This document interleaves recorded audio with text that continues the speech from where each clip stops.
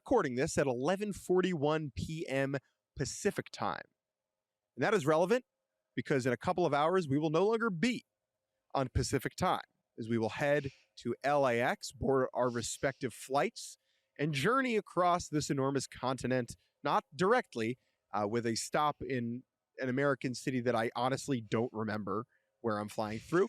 And we will emerge on the other end back in Toronto, Canada. In the cold, our coats, they will also emerge from our overpacked suitcases.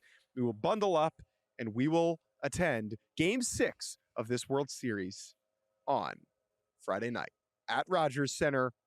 On the mound for the Toronto Blue Jays will be their ace, Kevin Gausman, up against the Dodgers, one of their 25 aces, Yoshinobu Yamamoto. But Yamamoto, this postseason, feels pretty easy to say. He is 1A at this point.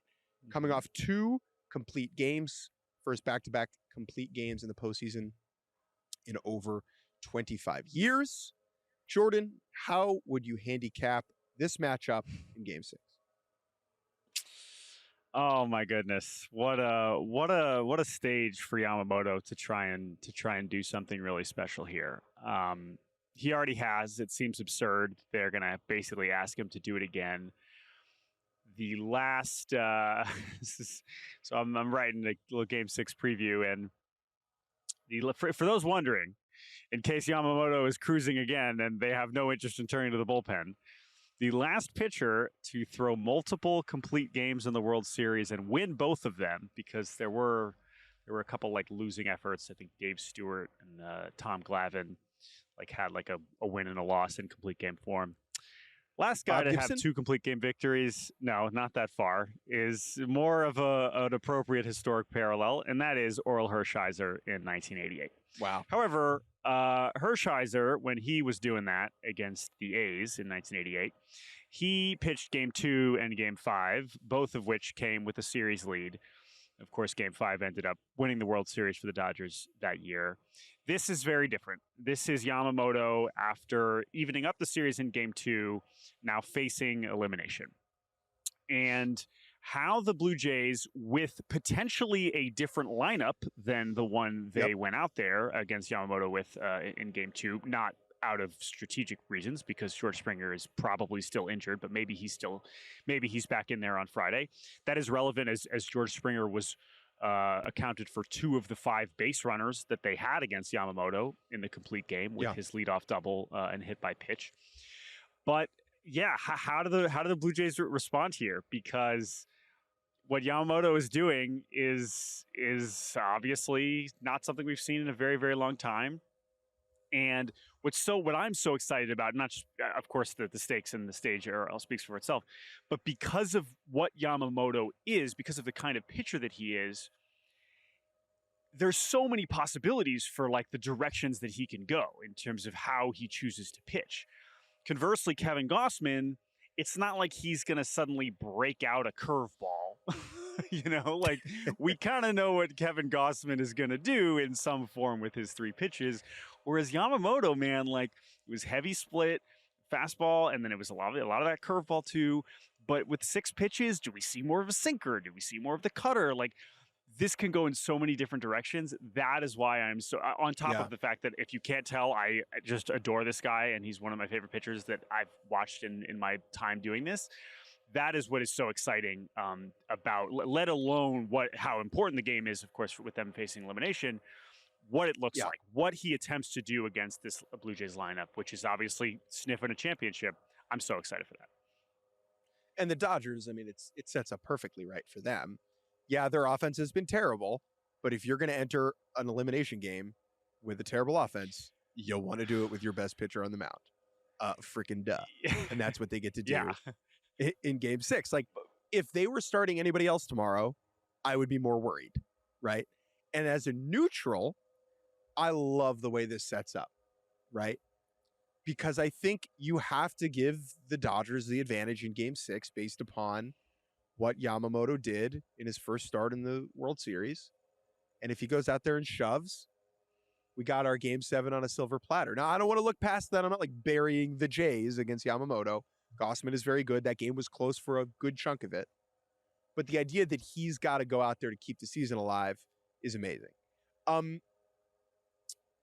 He warmed up briefly in the marathon game 3. Does that play a role? Is that does that interest you at all? Do you think that has any effect or impact? Not enough. Not really. I don't think. I think he already talked about it afterwards. I'm sure they'll show the video and it's part of his story for sure.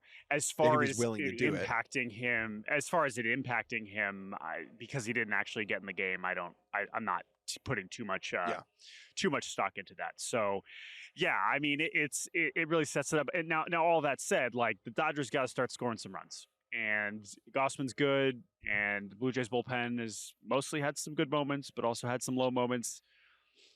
If the Dodgers go out, if the Dodgers lose this game, let's say Yamamoto's good but not perfect, and they lose a very similar game to the last 2 nights, that's a hell of a way to go out with the names in this lineup, man. That really is. And now again, long way to go. Dodgers could still win the World Series for sure. But that is something that is, especially as part of that 18-inning game too. It's part of the story. It's, as you already mentioned earlier, this is a pretty poor offensive performance. I believe their batting average down to 201, which is really not good enough. You said earlier how you're excited to see what version of Yamamoto shows up, what character he plays, and I'm fascinated to see how the Jays counteract him, because if they are as aggressive as they were tonight, then Yamamoto could or as they were in game 2, Yamamoto's was going to go the distance, right? Tonight, their strategy seemed to be, we're going to try and pop Snell. And the best way to get Snell out of the game is to punch him early, right? Yamamoto, that seems harder to do, right? And so I'm curious if they alter their approach at all to be a little bit more purposefully passive in some spots to try and push that pitch count up. I bet it depends on how the game looks. Do they get a run early? Does Gausman throw up zeros, right? Just something to keep an eye on. On my little scorebook, I write the pitch count for each inning. And we got a lot of single digits on both sides in game 2. And I think if Yamamoto throws up single digits, the Dodgers are going to take game 6. Yeah, but it was both sides. It is important to remember how good Gausman looked until the homers. Did he allow both of them at the end of the game? Obviously the one to Will Smith. So that will loom. But the Dodgers are probably going to need more than just home runs at this point. But I don't know. We will see. All we do know is that this World Series is going to end in Canada. And that is a hell of a sentence for, I guess anybody even. Listen, it's so stupid because the number 1 seed, they played great for essentially 3-4 straight months. We even come into the World Series. It's they got a good shot here. And now watching these last 2 games, how they've bounced back after 18 innings, it's just they look better.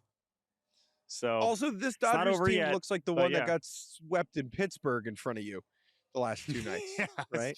We've seen the Dodgers do this. That is exactly correct. Dude, the conversation all month was, leading into the playoffs was, can they flip the switch? And the answer was yes. And they did. Did they turn it off? Oh. That's certainly what it's looked like.